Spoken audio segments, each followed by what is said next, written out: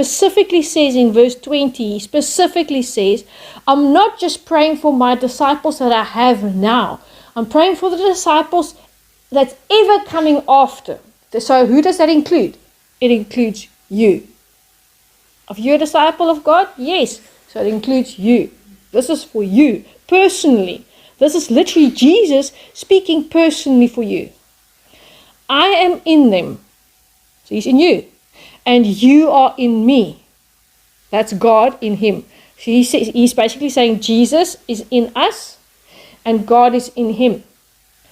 May they, us, experience such perfect unity that the world will know that you sent me and that you love them as much as you love me.